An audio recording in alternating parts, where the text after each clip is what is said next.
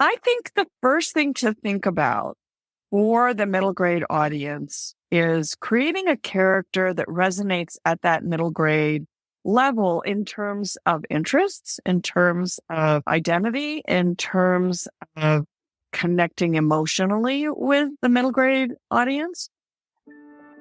Welcome to the Write It Scared podcast. I'm your host, Stacy Frazer, a formerly repressed creative soul turned fiction writer, story editor, and author accelerator certified fiction book coach. At Write It Scared, we tell the truth about why writing a novel is so hard by acknowledging that most writers grapple with two stories: the one they want to put on the page to the best of their ability, and the often subconscious internal story that prevents them from doing it. This show is designed to help you identify and rewrite the internal narrative holding you back while you discover and write the story you want to tell and learn all the tools to help you do that successfully. Join me each week for a new episode where we'll talk about writing to deepen our understanding of the craft and of ourselves as writers. Writing a novel is an inside job that we do not do alone. Welcome to Write It Scared. I'm glad you're here. Let's dive in. Hi, writer. Welcome back to another episode of the Write It Scared podcast. I'm your host, Stacy, and today is episode number 16. And we are going to dig into the craft of writing for the middle grade audience. I had a very special guest interview for you today. I thought it would dovetail nicely with episode number 14, where we talked to middle grade horror author Wendy Paris about her experience of writing in this genre.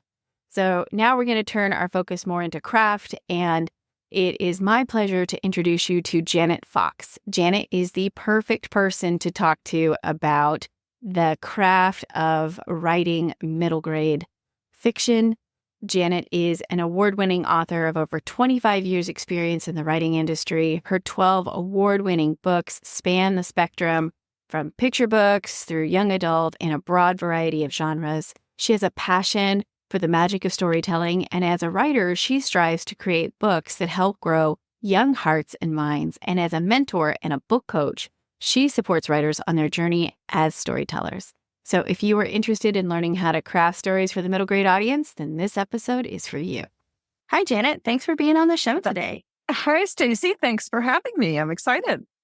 Me too. Will you please share a bit more about your journey to becoming a writer and a writing mentor with our listeners? Sure. My journey to writing itself began when my son was little, and we discovered that he was dyslexic. And so I began to try and write little stories for him. I'd always been writing on the side of all the other things that I've done in my life. And I was creating these little stories, and I didn't know what I was doing. I had no clue. Which brings me to a sort of a teachable moment. And that is that so many writers that I work with are either young writers who are just starting out, but don't understand the craft, or older writers who've gone back to it after years after they've raised their kids and read stories to their kids and don't know the audience. So it's trying to bring together those two things, understanding the craft and the audience today. That's what I do as a book coach.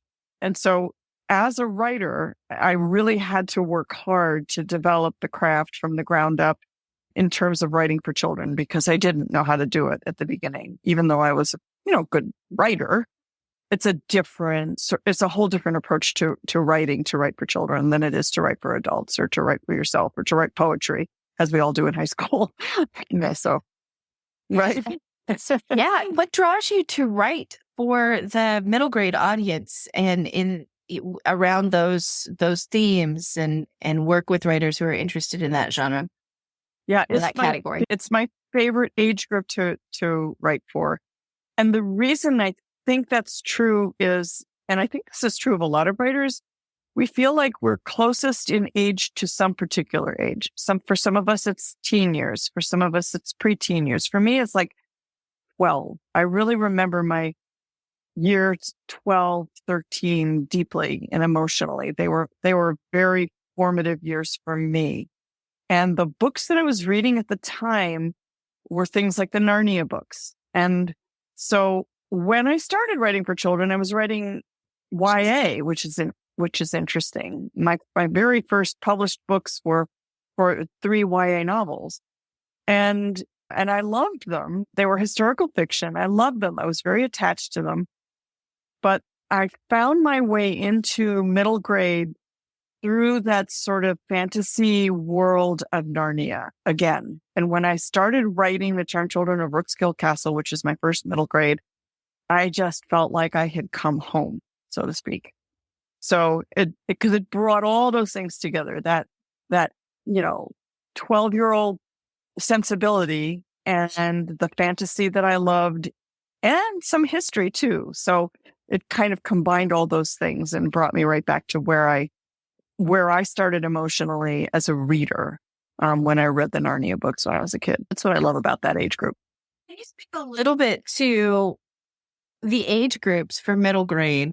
Like what is the target audience in the age group that we're talking about here? That is such a great question because, again, a lot of writers struggle with this. They don't understand the age differences. They don't understand that 11 is not 12, is not 13. There is really a spectrum here. So as an example, I think the book that is for my youngest middle grade audience is Carry Me Home, my most recent middle grade novel. Then Charmed Children of Rookskill Castle and Artifact Hunters are for kids who are, and I would say Carry Me Home is good for kids who are 8, 9, 10, even that age range. Then the two middle books, Charmed Children of Rookskill Castle and Artifact Hunters, would be for 10, 11. And then my newest book that's coming out next fall, The Mystery of Mystic Mountain, is for slightly older kids. It's a little bit transitional, as my character is a little bit transitional. She's just about to turn 13. So, 11, 12, 13, even 14-year-olds would really enjoy that book. So it's a spectrum, and you have to think about, I like to create, and I help my writers create a reader avatar for every book that they're writing, because I think that's the way to understand the kid that you really want to pick up this book and read it. And if you get that, I think you've done a better job of really presenting the material in an age appropriate way. Yeah, just smart idea. We'll get into the craft a little bit, but because I feel like that's such a risk, is imposing your knowledge as an adult and your biases onto the audience that you're writing for, who don't have those. Right. And when you're an adult, your 12-year-old experience is different than the 12-year-old reader's experience that's out there. Oh, currently. So totally. Absolutely. That's another problem that I see for new writers, that they have, aged out so far that they really are not in touch with what kids think and do today, and how much more mature a lot of 12-year-olds are today than even 10 years ago, and certainly 20, 30 years ago. So, yeah. So age range for middle grade can start at 8 and go to 12-ish. Even 14. Even 14. There's kind of that gray area. Same, you transition into the YA space, and then you transition from YA to new adult later on down the line between the 17 and the 18. Yeah. There's always gray area. And I'm one of those writers who likes to write in the gray, and it makes it harder. The challenge. It does. It is. So you've written a lot of books. You've published a lot of books. So tell us a bit about what your process is like to go from ideation to the point where you've got a polished manuscript. Yeah, it's different for every single book. Carry Me Home is my most recent middle grade. It's for a slightly younger middle grade audience. It's about two girls living in a car, and that's not a secret because it happens on page 1 and their dad is missing on page 1. So the older sister, who is 11, is trying to take care of her younger sister, who is 8, and keep their secret of the fact that they're living alone in a car, because she's afraid that they'll be separated in foster care. And that story came to me as an idea that I heard a radio program about a family living in a car, 2 parents, 3 children, all younger than 15, and both parents working 2 jobs, the kids going to school. And I was beginning to imagine what would it feel like to be, especially a 12-year-old girl. You're kind of on the cusp of maturity. You're embarrassed. You're humiliated. You want to wear the right clothes, but you, A, can't afford them, and B, you have to put them on in a car in the morning. You have to do your homework and try to get ahead, and you can't because there are, 4 other people around you in this tiny little space. So I thought about that story for 5 years. I didn't write a word. It was, just circulating in the back of my brain while I was working on other projects. And one morning, I literally woke up and knew exactly how to write that book. And I wrote it in 1 month, which is totally rare. I'm just going to say it right now. That is not the usual way things go from brain to paper. But this one, I think I thought about it for so long that it wrote itself. And I felt like I was channeling something. So, but that is not the case for all my books. And The Charmed Children of Rookskill Castle is a case in point. That took me 2.5 years just to write the book. Write a first draft, revise. It was a hard slog. I love that book passionately. It's my most popular book, or one of them. But it was a much harder slog than Carry Me Home, which, because I didn't put a word on paper, I think was really formed inside my brain slowly and over those 5 years that I was thinking about it. So I would say the process is different with every book, but generally speaking, the idea grabs me or it doesn't. And when an idea grabs me, it just won't let go. So that's the fundamental process, is just finding a way in to that idea in some fashion. And it's Castle, that was your first middle grade. Yes, it published was. Yeah. middle grade. The others had been YA. Yeah. Do you think that was part of the reason it was hard? That it was a transition book? No, I think it was more complicated. It was a more complex story than the YAs, because I was marrying fantasy, history, and a story about kids who were taken out of London during the London Blitz. And so it had a lot of different elements going on. It had it also had, the war aspects, because I introduced a spy and an Enigma machine, and my protagonist's dad was a spy. So had a lot of layers to it and a lot of things going on. But I think the thing that I struggled with the most, and I credit my editor for pushing me on it, was the antagonist. I was trying to be too nice to her.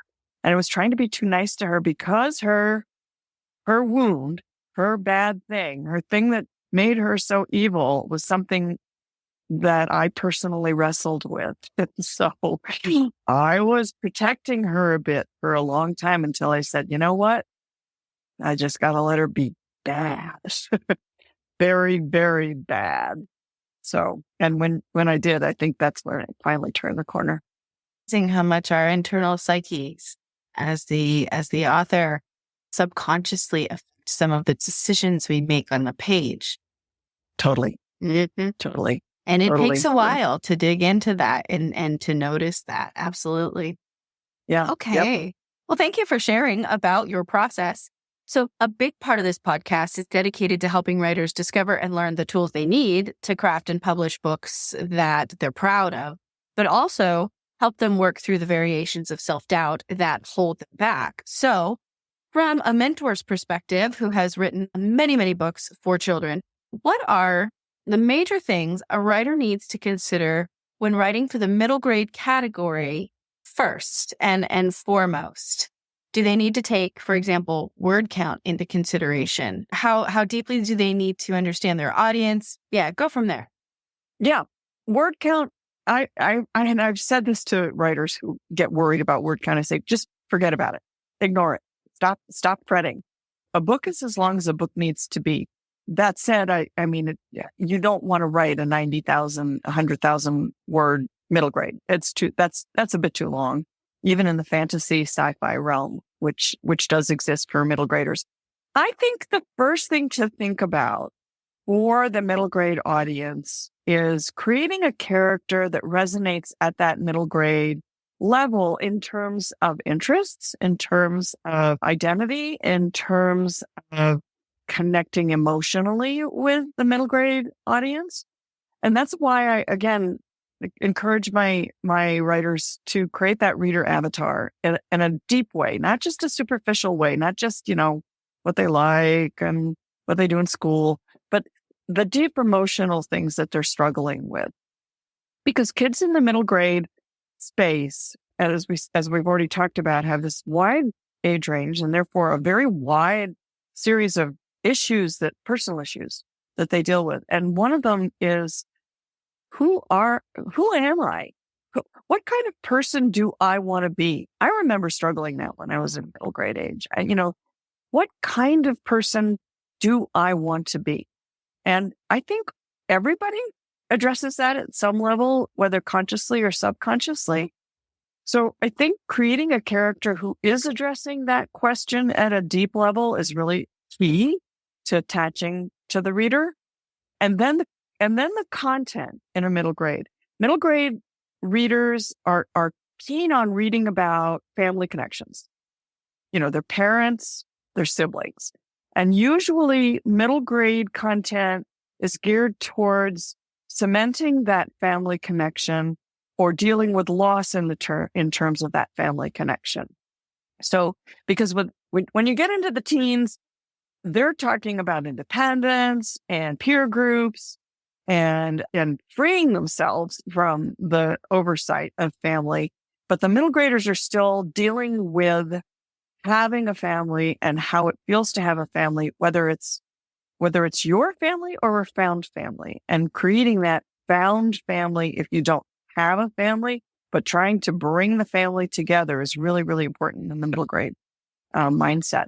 So I do encourage those writers who want to write for middle grade to look at family as the focus for their stories, because that's where kids of that age are concentrating their emotions, if that makes sense. It's great advice. So it's kind of like scratching the surface of the question of who am I in relationship to the family that surrounds me. And then as they get older, it's who am I in the context of the broader scope of their social network. Absolutely right. Yeah, that's a great way to say it. Yep. Yeah. Yep. So what would you say are some common struggles that writers have when trying to craft a middle grade story? I think the first one is knowing how much to invest in interiority. A lot of writers are writing the story and things are going on, but they're not actually putting the characters' reactions fully on the page. And so it's a balancing act, of course. You don't want all sorts of rumination, but we do need to find out what a character is actually thinking and feeling in a moment, in any given moment. And there are a lot of ways to do that. Obviously, you don't want to tell the reader that, you want to show them that. So there are tools that I have them work with, from whether it's dialogue or whether it's action, physical action, whether it's the interchange between two characters, or whether it's actual interior thinking, like reflection, in that moment of reflection. So I think that's one of the biggest things I see with all my writers who come into this sort of at the very beginning. They're struggling to get their characters' emotions on the page in some fashion without telling the reader what they're doing. So that's the biggest thing. And then the second biggest thing is something that I know you're going to be familiar with, and that's the cause and effect aspect of storytelling, that every action of the character has to force a reaction and, that effect that drives the story forward. And so characters will be on the page doing things, but they're not really moving the story forward because they're not creating any effects. And that's largely because we tend to protect all our characters all the time, right? I don't want to hurt her feelings. That's just not a good good approach. You got to make your character do stupid things and make mistakes and fall flat on their face. And then, oh, that's not a good idea. I better not do that again. So, yeah. Honestly, I think that's true. No matter what category or age group you're writing for, it's really easy to want them to be complete in the beginning. Yeah, totally. Instead of allowing them to grow into who you imagine them to be, right, after they've learned the lessons. Yes, I have been so guilty of that. Well, she's perfect. I mean, there is this problem that she has to solve, but she's perfect. That's not right. That isn't why we come to story. That does not convey empathy. It takes a while to figure that out. Absolutely. So, just to recap what you were saying there, is that understanding who you're writing for and then getting their emotions on the page. Now, getting the emotions on the page for, a middle grade character, do you think that's different than it is for an adult character? Because you have to think of their perspective. 12-year-old, like a 10 or a 12-year-old perspective, their lens, I'm not sure how much introspection they will have as compared to, someone old like me. Older like me. Right. So it's going to be a lot about their observations and in any particular scene and what they're seeing and how they're interpreting it. Because you're absolutely right. The middle grader is going to interpret this and start to absorb it. And I'll use, again, Carry Me Home as an example. My main character, Lulu, says at one point that she doesn't cry. And she's swallowing a lot of her feelings. Now, she doesn't say she's swallowing her feelings, but she doesn't cry. She cannot cry.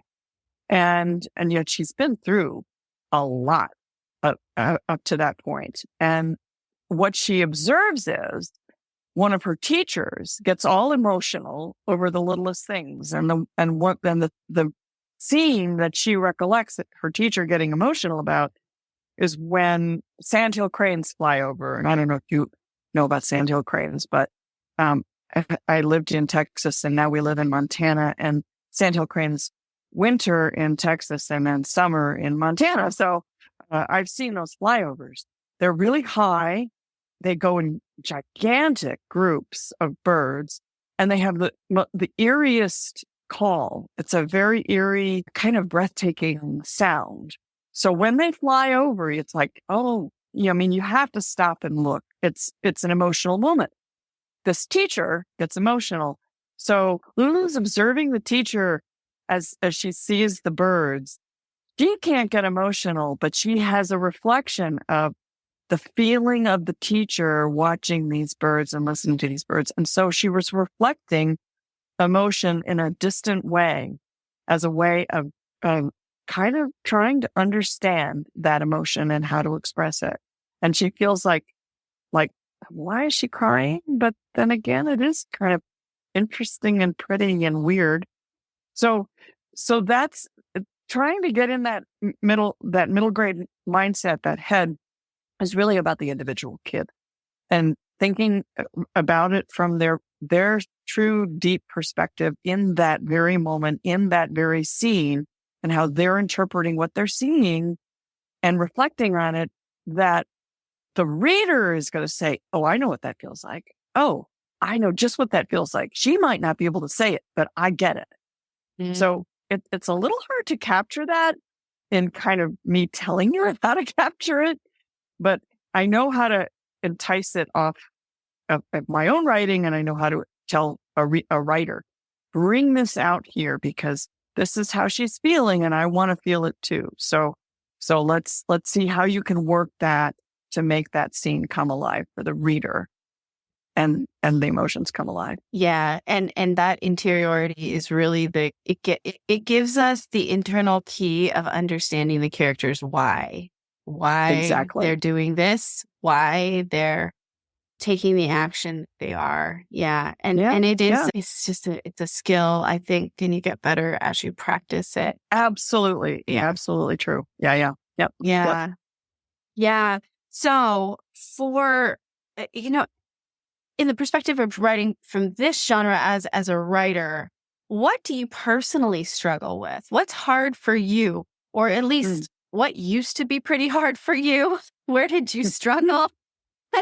And how has that, maybe changed for you? Since we were talking about practice, right? How has that changed for you over the years as you've written Well, I more remember books? very well my first editor with my first novel, the YA novel, and every page was marked with, what is she thinking here? What is she feeling here?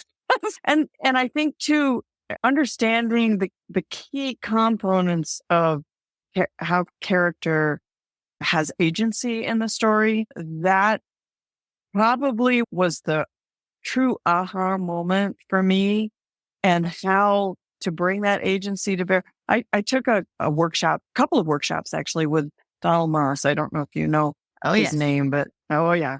The Fabulous emotional teacher. craft of fiction. Yeah, he is. He's one of the best, and if not the best teacher ever. And we were doing a little workshop, and this was when I was writing The Charmed Children of Rookskill Castle. And he asked us to take a scene, and he gave us some instructions, as he does. He's so clever. Gives us instructions about the scene. We think we're in the scene. And then he suddenly says, "Oh, and by the way, now I want you to have the character do exactly the opposite thing that you think they should do." Boom.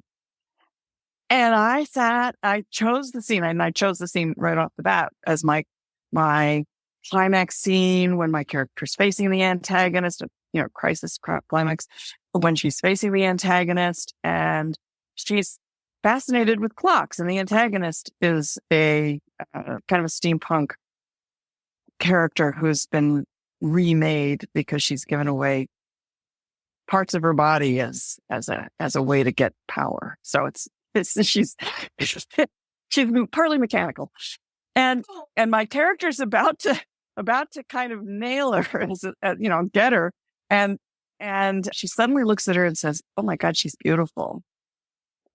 I want to be like her." Doing the opposite of what you think the character is supposed to do in that moment. It was such a wake up call for me. It was like, that is what it means to have a complex, nuanced character. That the character is driven by desires that are in conflict inside them. And their agency has to be driven by those same internal conflicts. So they're not always making the right choices. They could make a terrible choice. I call this the Luke Skywalker moment, because you see it in the third film of the first three films, where he's given the choice. Your friends are all going to die.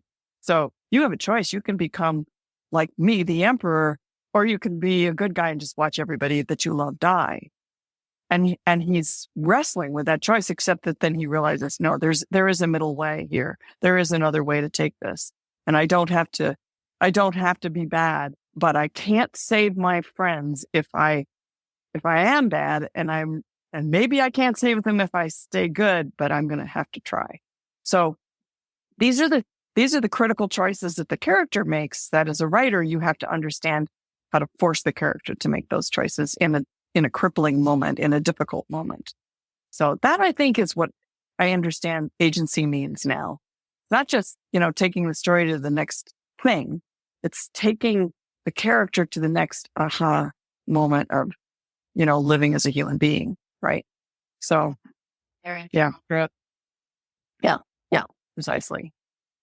So when you look back on your own writing life, what did self-doubt, because we all struggle with it, what did self-doubt look like for you in your early writing life, and how did you move through it?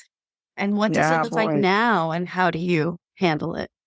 That's a great question. I love that question. Well, like every wannabe writer, it took me years to get published. It took a lot of struggle and, I'm never going to make it. I'm never going to get there. And pushing through that, I think I'm just doggedly persistent. And I try to tell this to writers. If you really want to do this, you're going to have to be persistent, because it is not easy. And especially today, it's really hard right now to get published. So I feel for writers who are trying to put their work out there.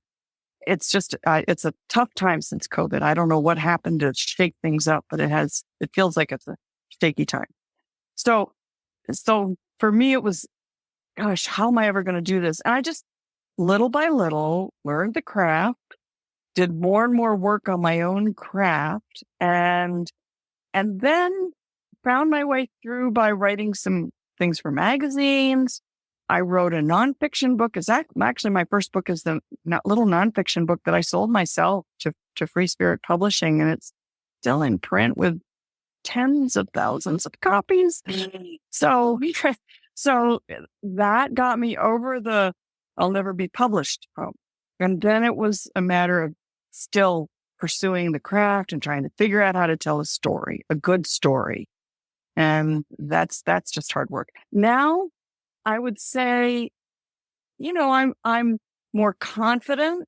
I still have books coming out. I have that book coming out next fall, The Mystery of Mystic Mountain, which is a super fun middle grade puzzles and riddles. And I'm calling it Indiana Jones meets the Hardy Boys meets Hole. It was so much fun to write. And I have another book coming out in 25, which is a nonfiction book about Rosalind Franklin. And I'm working on a picture book that I hope will sell. And I am working on a couple of new adult and adult books. So when I find an idea, I just don't want to let it go. And if the idea sticks with me, then I'm gonna see it to the end, even if the book doesn't get published.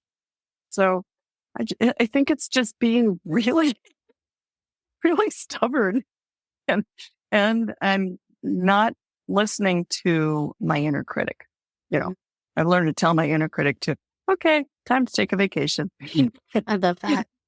The thing I really anchored into that you said is I focused on my craft and learning to write a good book, because that out of everything that you can't control, right? Publishing, all that stuff, you can control how much effort you bring to the table to learn your craft. Exactly right. Exactly right. You may need to go find, you need to go find the mentors, the people that can help you learn, but no one can control that effort but you. So if you focus on the craft and you focus on just improving and learning, I think that helps you stay in it. It helps me stay in it. Yeah, that's exactly right. So well said. Well said. How can I figure this out? Make this a little better, tweak this a little bit more. Yeah. So you're a very busy person. You write, you help writers. How do you find the time to write for yourself personally? I still try to set aside writing time. Right now, I'm trying to build the courses that I'm building, and I'm seeing my way through that in the next month. And I think then I'll be able to I have the picture book that's ready to go out, but I have this other book I've started. I've got 25,000 words in. So I just prioritize it when I feel like that, okay, I've got to get back to this story. This story is haunting me. I can't stop thinking about it.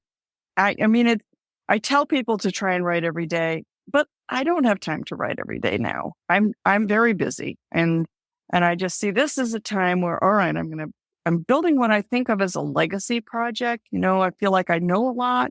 I can teach a lot. I would like to teach.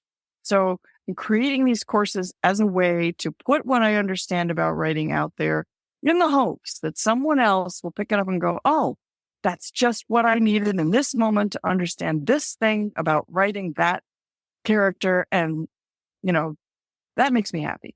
So, it's either writing a book or putting up courses. And right now it's putting up courses. So, yeah. So prioritization. And then I love that how you're framing. You're paying it forward. Yeah, that's what I feel like. And it feels good. Feels good to do that. Yeah. Yeah. So what's the best piece of writing advice you think you've ever come across in the last 25 years of?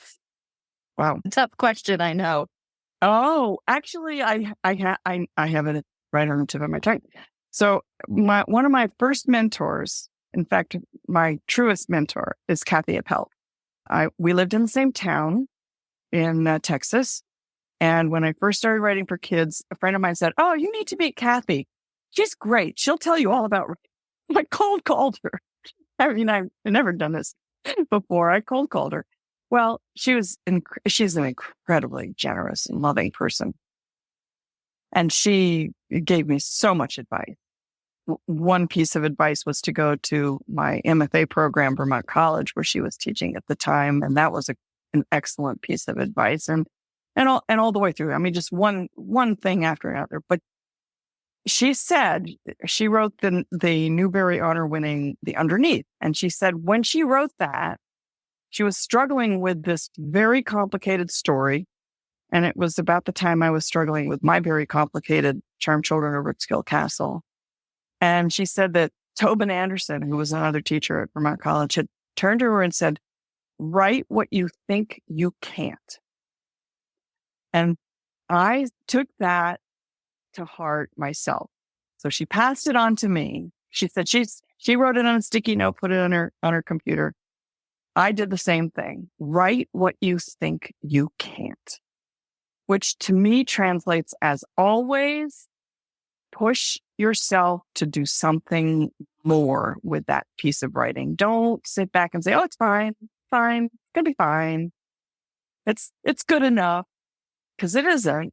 If you haven't felt like, take a deep breath, because this is exciting and scary, and yet it's also wonderful. So, yeah. I could take that to mean two ways, like challenging yourself to, to go another level into your craft, try something you haven't done before, but also to do things like unlock antagonists who we are protecting because their wounds are so similar to ours. Write what you think you can't. Write what you think you can't. I love that. Thank you, Janet. No, you're welcome. So what wish would you like to impart to your fellow middle grade writers out there? Oh, keep going, because there's always room on the bookshelf for another book. And your book is right there with all the others. And don't ever think that you're in competition, because you're not. And it's not a competition. It's not a race. Just write the best book you can and do your best to get it out there one way or another. And don't be disheartened. It's a tough time, but it's all doable. It's all doable if you keep going. Yeah. Yep. And focus on the things that you can control. And exactly. the joy that the story can bring you. Yeah. Exactly. So what are you currently working on? And I know you mentioned you have several books in the works, but as a writing coach and a mentor, what are you currently working on that you'd like to share with our listeners? Well, I am working on this. It's a YA to upper YA, a Beauty and the Beast retelling from kind of a different perspective. So I'm having fun with that. And I've been working on an adult novel idea that is super fun and a little quirky. I have this picture book that I'm about to send to my agent and my courses, and there are always ideas simmering in the back of my head. Yes, the courses are. I have a program called Fox's Den, which is a mentorship membership program, which is a big course. It's a group. We meet twice a month in Zoom. People can send me questions. We have a community room where they can ask questions and talk to each other. There's about 50 hours of content available to them, plus bonuses. So they seem to be really excited about it. The students that I have in there now, I'd love some more students. So if you're a student out there looking for a place to hang your hat in any of the middle grades or any of the children's lit spaces, from picture book right through YA, you'd be most welcome in the Fox's Den and with any of my courses that I present. So yeah, thank you for asking that. I love how we get the opportunity to pay it forward, right? Like, yeah, that's awesome. Yeah. Very cool. Well, so where is the best place for listeners to connect with you? My website is probably the first best place, janetsfox.com. And I'm on Facebook at Janet S. Fox, and I also have an author page at Author Janet Fox.